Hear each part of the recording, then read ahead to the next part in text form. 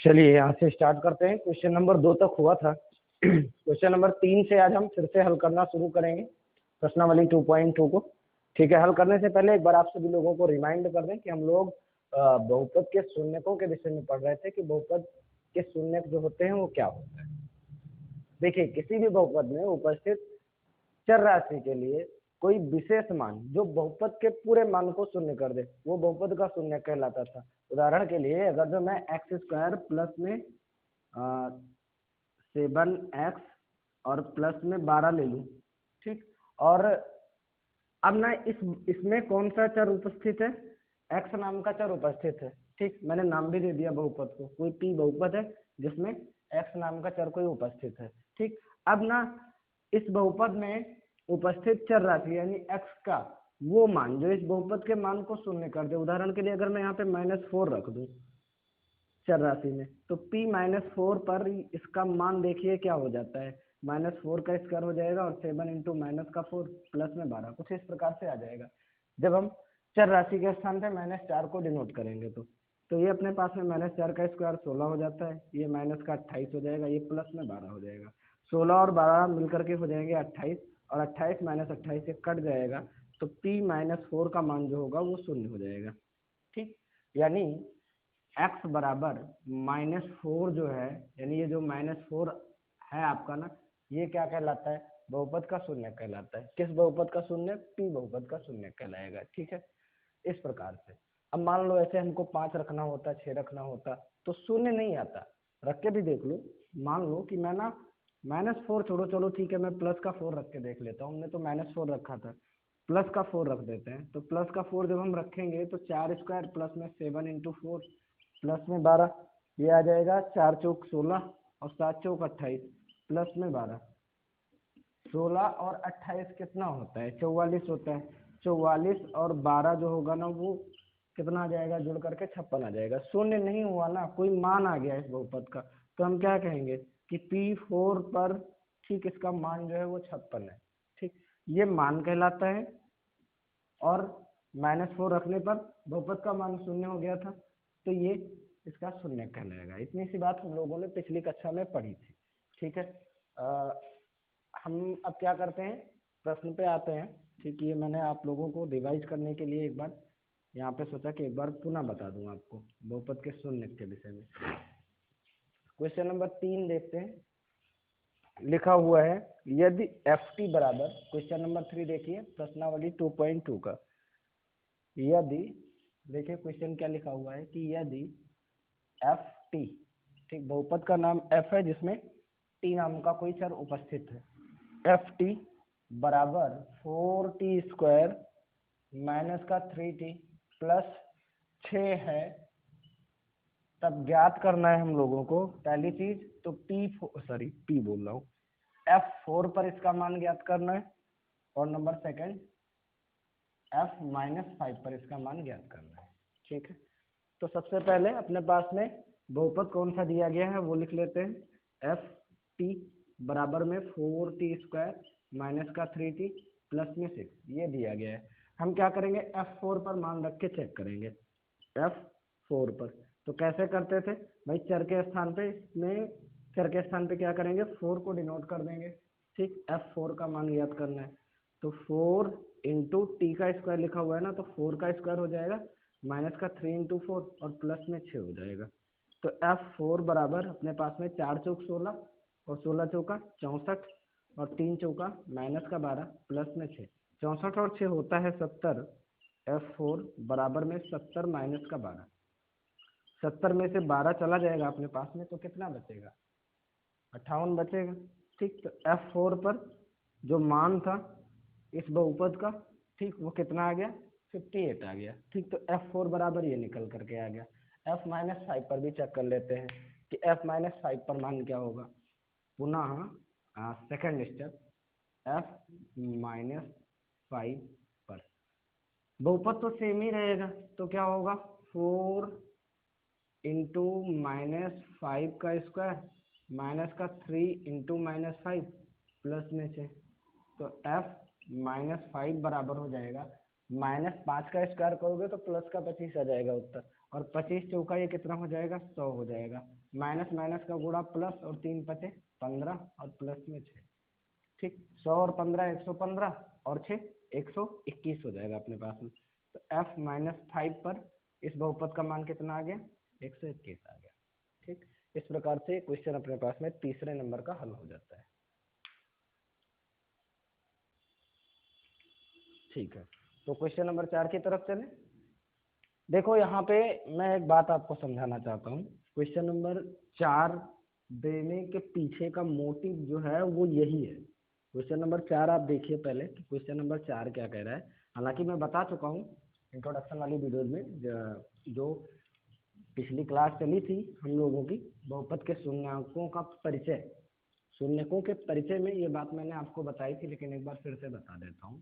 देखिए कोई भी बहुपद है, ठीक है, कोई भी बहुपद है, तो उस बहुपद का शून्यक जो होता है वो डिपेंड करता है उसमें उपस्थित चर राशि की घात के आधार पर। ठीक है, कोई भी यदि चर राशि, किसी भी बहुपद में कोई भी चर राशि अगर उपस्थित है, जैसे मान लो कि अपने पास में लिखा हुआ है एक्स स्क्वायर प्लस में 3x और प्लस में 2, तो इसमें चर की जो अधिकतम घात होगी ना उतने शून्यक हो जाएंगे इसमें। जैसे x square plus 3x plus 2 लिखा हुआ है, तो इसमें चर की अधिकतम घात 2 है, तो इस बहुपद के अधिकतम शून्यक कितने हो सकते हैं, 2 हो सकते हैं। ठीक, इससे ज्यादा नहीं हो पाएंगे। ऐसे अगर जो कोई 3 घात वाला बहुपद दे दिया गया है तो उसके 3 शून्यक हो जाएंगे। 1 घात वाला बहुपद दिया गया है तो उसका जो शून्यक होगा ना वो अद्वितीय होगा, यानी केवल 1 होगा। उस बहुपद का शून्यक केवल 1 होगा। ऐसे ही अगर जो कोई घात 4 वाला बहुपद दिया गया है, ठीक, तो उसके 4 शून्यक हो जाएंगे। 5 की घात वाला कोई बहुपद दिया गया है तो 5 शून्यक हो जाएंगे। इस प्रकार से हो जाते हैं। कोई अचर राशि दी गई है, मान लो कि 4 दिया गया है, तो इसमें क्या हो जाएगा बताओ, क्योंकि इसमें तो चरों की संख्या जो है वो शून्य है। इसमें क्या हो जाएगा बताइए, इसमें बहुपद का शून्य क्या हो जाएगा, इसमें बहुपद का कोई भी शून्यक नहीं होगा। ठीक, क्योंकि इसमें कोई घात ही नहीं है, 0 है तो 0 ही हो जाएगा। ठीक है, शून्य हो जाएगा इसका शून्य। ठीक, दूसरी चीज ये भी जान लो कि किसी भी बहुपद का ना शून्य एक शून्यक हो सकता है। अभी आगे क्वेश्चन मिलेगा, छठवां क्वेश्चन मेरे विचार से, सॉरी पांचवा क्वेश्चन मेरे विचार से बताने की जरूरत नहीं है आपको, क्योंकि पांचवा क्वेश्चन सिर्फ ये पूछा है कि किसी शून्य बहुपद के कितने, एक सेकंड, क्वेश्चन नंबर 4 है ना, क्वेश्चन नंबर 4, पांचवा नहीं। किसी त्रिघातीय बहुपद के कितने शून्यक होते हैं। ठीक है, क्वेश्चन नंबर 4, किसी शून्य बहुपद के, सॉरी किसी त्रिघातीय बहुपद के, यानी कि किसी भी बहुपद की यदि घात 3 है, कोई भी लिख लो, x की पावर 3, एक्स स्क्वायर प्लस में 8x प्लस में 7, मान लो कि एक बहुपद है। ठीक, तो कह रहा है क्वेश्चन कौन सा क्वेश्चन नंबर 4 है, एक्स की power 3 plus x square plus में 8x प्लस में 7। तो अब इसमें कह रहा है कि शून्यकों की संख्या कितनी होगी, तो मैंने क्या कहा है, बहुपद की घातों के आधार पे हम बताएंगे, बहुपद की अधिकतम घातों के आधार पे। तो इसमें उपस्थित चर राशि की अधिकतम घात है 3, तो इसके ज्यादा से ज्यादा कितने शून्यक हो जाएंगे, 3 शून्यक हो जाएंगे। ठीक है, चलो ठीक है, आई होप समझ में आया होगा आपको। क्वेश्चन नंबर 5 कह रहा है कि किसी शून्य बहुपद के कितने शून्यक हो सकते हैं लोग, किसी भी शून्य बहुपद के, किसी भी शून्य बहुपद का मतलब हो गया कि मान लो शून्य को ही ले लो, मैंने तो कहा था कि शून्य भी एक बहुपद है, तो इसके कितने शून्य हो सकते हैं भाई। ऑलरेडी इसमें जो है शून्य दिया हुआ है, ऑलरेडी शून्य दिया हुआ है। अब कुछ भी रखोगे ना यहाँ पे, आप यहाँ पे कुछ भी रखोगे, कुछ भी रखते चले जाओगे, 1 2 3 4 5 6 7 8 9 10 11 12 13 14 15 16 17 18, कुछ भी रखो यहाँ पे x के स्थान पे बोल रहा हूँ, तो भाई गुणा हो करके वो शून्य हो जाएगा। यानी कि हम ये भी परिभाषित नहीं कर सकते, ये भी बता नहीं सकते कि कितने शून्य हो जाएंगे। ठीक, तो इसलिए हम इसमें लिख देंगे क्वेश्चन नंबर 5 में कि अपरिमित रूप से अनेक हो जाएंगे, अपरिमित रूप से अनेक शून्य, नहीं अपरिमित मत लिखिए, ऐसे लिख दो कि अनेक शून्य हो जाएंगे। ठीक है, अनेक शून्य होंगे।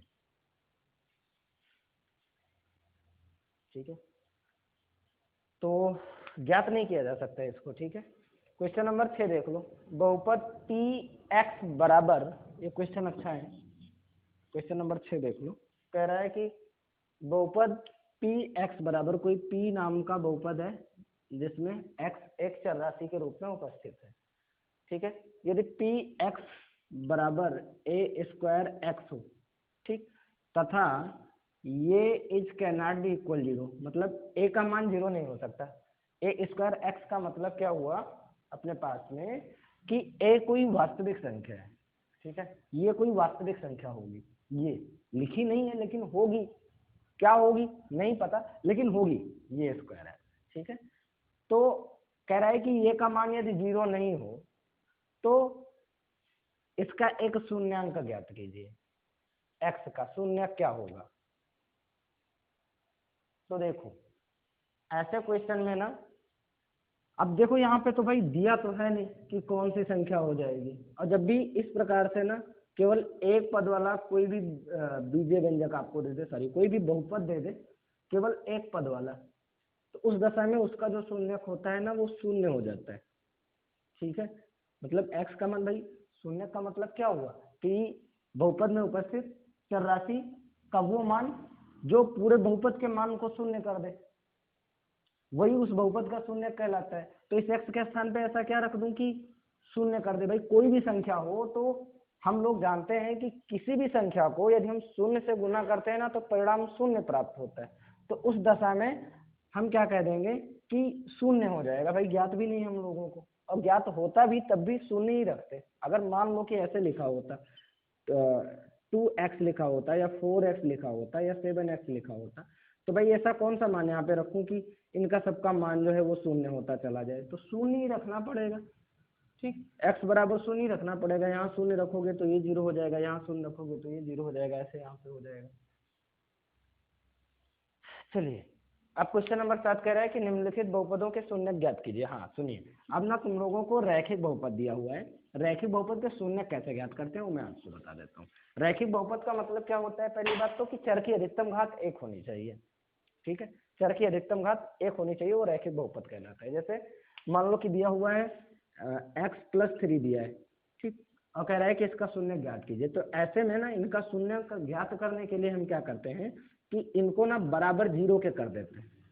इनको क्या करते हैं, बराबर 0 के लिख देते हैं, और फिर क्या करते हैं वही काम जो हम लोगों ने एक चर वाले रैखिक समीकरण में कक्षा 7-8 में किया हुआ है, वही काम यहाँ पे करते हैं, पक्षांतरण कर देते हैं। ठीक, तो x बराबर ले जाते हैं +3 को उधर, तो आता है -3। ठीक, और यही -3 जो होता है वो इसका शून्य हो जाता है। आप देख भी लो ना, अगर +3 के स्थान पे आप -3 रखोगे तभी ये शून्य होगा। और ये सुनिए, एक चर वाला जो बहुपद होता है ना, उसके जो शून्यांक होते हैं ना, या उसके जो हल होते हैं वो अद्वितीय होते हैं। अद्वितीय का मतलब सिर्फ एक ही हो सकता है, दूसरा नहीं मिलेगा आपको, दूसरा आप कुछ नहीं रख सकते। जैसे ये है, इसका एक शून्य -3 आया है, तो ये -3 अद्वितीय है। अद्वितीय का मतलब सिर्फ और सिर्फ एक ही, सिर्फ एक ही, मतलब इस -3 के अलावा और कोई ऐसा शून्य है ही नहीं जो इस बहुपद को शून्य कर सके। ठीक, ये बात हम लोगों को यहाँ पे समझनी रहेगी। तो चलिए क्वेश्चन नंबर 7 देख लेते हैं। एक चर वाले ही सारे दिए गए हैं। क्वेश्चन नंबर 7 में देखेंगे, लिखा हुआ है, पहला जो बहुपद है वो लिखा हुआ है कि निम्नलिखित बहुपदों के शून्यांक ज्ञात कीजिए। निम्नलिखित बहुपदों के शून्यांक ज्ञात कीजिए लिखा हुआ है पहला क्वेश्चन। मैं पहला क्वेश्चन लिख रहा हूँ सीधे सीधे, है ना, बहुत ज्यादा लिखना उखना मेरी समझ से बाहर है भाई। px बराबर में आप किताब लेके बैठिए 4 - 3x। ठीक, इसमें क्या करना है ना, बहुपदों के शून्यांक ज्ञात करना है। तो हम क्या करेंगे कि 4 - 3x को बराबर 0 के ले जाएंगे, जैसा मैंने बताया। ठीक, अब यहाँ से एक काम करो, आप -3x को उधर भेज दो। ठीक, -3x को उधर भेज दो तो हो जाएगा 4 बराबर में 3x। भाई इधर माइनस है, उधर जाएगा तो प्लस हो जाएगा। 3 इस x में गुना कर रहा है, इधर आएगा तो क्या करेगा, भाग करेगा। ठीक, वो तो हम लोगों ने सीखा ही हुआ है।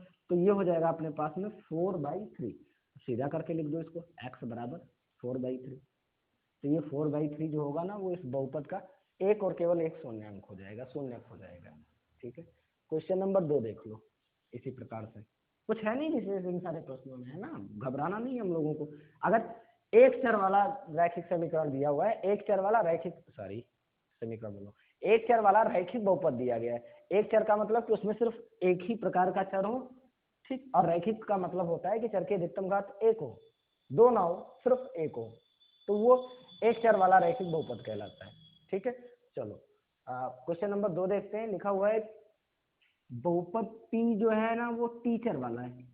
ठीक, बहुपद P जो है वो टीचर वाला है और ये 2t माइनस 5/2 के रूप का है। ठीक है, तो सिंपल में क्या करेंगे कि 2t माइनस 5/2 को बराबर में ले जाएंगे 0 के, तो 2t अपने पास में हो जाएगा, माइनस 5/2 को उधर भेजेंगे तो प्लस का 5/2, और यहाँ पे 2 जो है वो गुना कर रहा है, 2 जो है वो क्या कर रहा है, t को गुना कर रहा है। अरे तो उधर जाएगा तो क्या करेगा, भाग करेगा। ठीक, तो भाग करेगा तो कहाँ आएगा, यही तो आएगा, ये वाला 2 यही तो आएगा, भाग करेगा तो, क्योंकि ये 2 भी भाग कर रहा है। ठीक, तो ये 2 आएगा तो ये भी भाग करेगा इस 5 को, तो t बराबर अपने पास में हो जाएगा 5/4। इस प्रकार से दूसरा प्रश्न हो जाएगा। ठीक, फिर क्वेश्चन नंबर 3 की तरफ चलते हैं। क्वेश्चन नंबर 3 देख लीजिए क्या है। क्वेश्चन नंबर 3 कह रहा है Q नाम का कोई बहुपद है। क्वेश्चन नंबर 3, Q नाम का कोई बहुपद है जिसमें y एक चर के रूप में उपस्थित है। ठीक, और ये 2y माइनस 1/2 के रूप का है। ठीक है, तो बस वही काम, 2y माइनस का 1/2 बराबर 0 के करेंगे, जो मेथड बताया हुआ है मैंने। तो 2y बराबर हो जाएगा 1/2 के, तो y बराबर हो जाएगा 1/2 इंटू 2 के, तो y बराबर अपने पास में कितना आ जाएगा, 4 आ जाएगा। ठीक, इस प्रकार से। फिर ना क्वेश्चन नंबर 4 भी देख लो। क्वेश्चन नंबर 4 क्या कह रहा है, देख लो। क्वेश्चन नंबर 4 अपने पास में है, क्वेश्चन नंबर 4 अपने पास में है कि बहुपद का नाम R है, उसमें z जो है एक चर के रूप में उपस्थित है, और ये जो है ना वो z/2 माइनस 3 के रूप का है। ये तो लिखा है, हाँ, z/2 माइनस 3 के रूप का है। इसका हम लोगों को क्या करना है, शून्य ज्ञात करना है। शून्य ज्ञात करने के लिए मैंने क्या कहा है, z/2 माइनस 3 बराबर 0 के कर दो। ठीक, तो z/2 बराबर में हो जाएगा प्लस का 3, और 2 इसको भाग कर रहा है, z को उधर जाएगा तो गुणा करेगा, तो z बराबर कितना हो जाएगा, 3 दूनी 6 हो जाएगा। ठीक है, इस प्रकार से ये सारे प्रश्न हल हो गए। हाँ, एक बात ध्यान रखना भाई, ये शून्यक निकालने का तरीका सिर्फ रैखिक बहुपदों के लिए है। यदि रैखिक बहुपद दिया गया, चर की अधिकतम घात 1 दी गई है तो ठीक, और भी निकालने का जो तरीका है ना, द्विघात उघात का, 2 घात का, 3 घात का, वो अलग अलग तरीके से भी आप गुणनखंडन प्रमेय में उसको पढ़ लोगे आराम से। ठीक है, चलो ये हो गया ना, तो इसको मिटा देता हूँ मैं अब, और आगे ना क्वेश्चन नंबर कौन सा है, क्वेश्चन नंबर 8वां देख लेते हैं। क्वेश्चन नंबर 8वां कह रहा है कि सत्यापित कीजिए, प्रूव करना है हम लोगों को। ठीक, कि दिखाया गया मान निम्नलिखित स्थितियों में संगत बहुपद के शून्यक है अथवा नहीं। देखो क्वेश्चन समझो, क्वेश्चन क्या कह रहा है कि सत्यापित कीजिए, हम लोगों को सत्यापित करना है। ठीक, यहाँ पे क्या करेगा कि आपको कोई बहुपद देगा और उस बहुपद का शून्यक देगा कि ये इस बहुपद का शून्यक है, हमें क्या करना है, उसकी जांच करनी है। हम जांच करेंगे भाई, जो शून्यक दे करके रखेगा हम क्या करेंगे, बहुपद में उसका मान रखेंगे। यदि मान शून्य हो जाता है, ठीक, तो हम कह देंगे कि हाँ संगत बहुपद के शून्यक है। अगर मान शून्य नहीं होता है तो कह देंगे कि नहीं है। देखते हैं, पहला क्वेश्चन देखते हैं। ठीक, लिखा हुआ है P बहुपद y चर वाला है। ठीक, और ये ना कुछ इस रूप का है, 2y² प्लस में 5y माइनस का 3, और इसका शून्यक भी आपको दे करके रखा है, y बराबर 1/2 पर कह रहा है कि इसकी जांच करो कि क्या ये एक शून्यक है। तो हम क्या करेंगे, y बराबर 1/2 रखेंगे। भाई पी वाई बराबर इतना दिया हुआ है, तो हम क्या करेंगे, P 1/2 पे इसको चेक करेंगे। ठीक है, या यहाँ पे लिख दो कि y बराबर 1/2 रखने पर अगर शून्य हुआ तो कह देंगे कि शून्यक है, शून्य नहीं हुआ तो कह देंगे भाई शून्यक नहीं है। तो P 1/2 बराबर क्या हो जाएगा, 2 इंटू हाफ का स्क्वायर 1/2 का स्क्वायर, भाई y बराबर 1/2 रखा है ना, तो प्लस का 5 इंटू 1/2 माइनस का 3, तो P 1/2 बराबर हो जाएगा अपने पास में, देखो क्या हो जाएगा, एक का स्क्वायर तो एक ही रहता है, एक के ऊपर कितनी भी घात लगा दो, मान में कोई परिवर्तन नहीं होता। 2 का स्क्वायर 4 हो जाएगा। ठीक, तो ये अपने पास में 2/4 हो जाएगा। ठीक, क्योंकि 2 1 कम 2 और 2 दूनी 4, प्लस में हो जाएगा 5/2 माइनस का 3।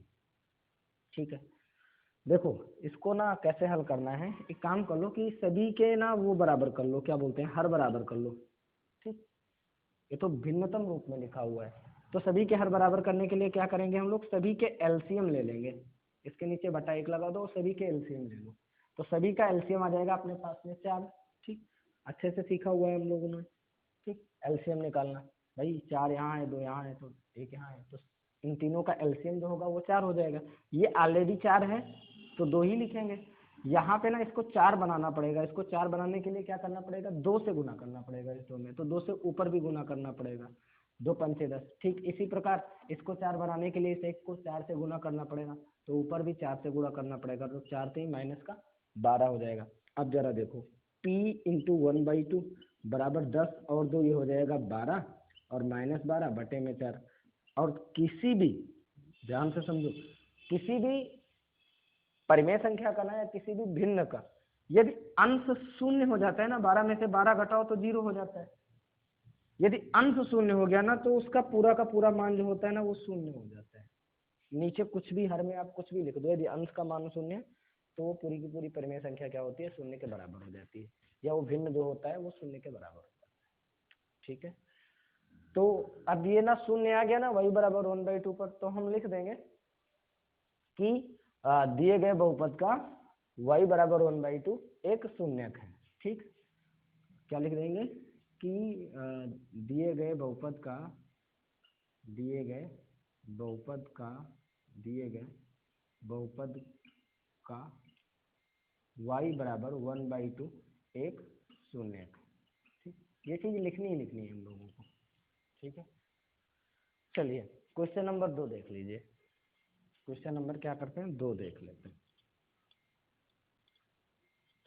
इसको मिटाता नहीं हूँ मैं ये वाली चीज, क्योंकि बार बार लिखनी पड़ेगी हम लोगों को। ठीक, अगर है तो है लिखेंगे, नहीं है तो लिख देंगे नहीं है। क्वेश्चन नंबर 2 देख लीजिए। p नाम का एक बहुपद है जो कि z चर वाला है। क्वेश्चन नंबर 2, क्वेश्चन नंबर 2 लिखा हुआ है p z बराबर में z का स्क्वायर प्लस में z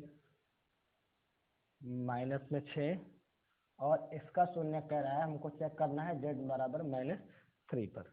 ठीक है, तो z यहाँ पे लिखो सीधे सीधे कि z बराबर -3 रखने पर, ठीक, z बराबर -3 रखने पर, तो क्या करेंगे, पी जेड दिया हुआ है ना, तो p -3 करेंगे, और बराबर में z का स्क्वायर है तो -3 का स्क्वायर, और z के स्थान पे ना जब हम -3 रखेंगे तो प्लस और माइनस का 6, तो p -3 बराबर हो जाएगा, -3 का स्क्वायर करेंगे तो आ जाएगा प्लस का 9, और ये प्लस माइनस माइनस हो जाएगा, और यहाँ पे हो जाएगा माइनस का 6, तो p -3 बराबर हो जाएगा 9, -3 माइनस और माइनस क्रिया जोड़ की हो जाएगी, चिन्ह माइनस का लग जाएगा, तो 6 3 हो जाएगा 9, 9 में से 9 कट जाएगा तो बचेगा 0, p -3 बराबर 0।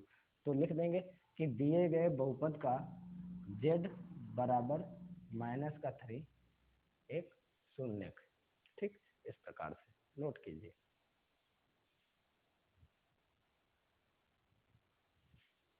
चलिए क्वेश्चन नंबर 3 देख लेते हैं। ठीक है, क्वेश्चन नंबर 3 देख लेते हैं।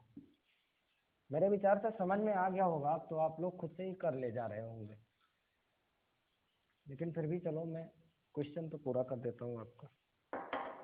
अब यहाँ पे कैसे पता, क्वेश्चन नंबर 3 देख लीजिए। क्वेश्चन नंबर 3 अपने पास में है,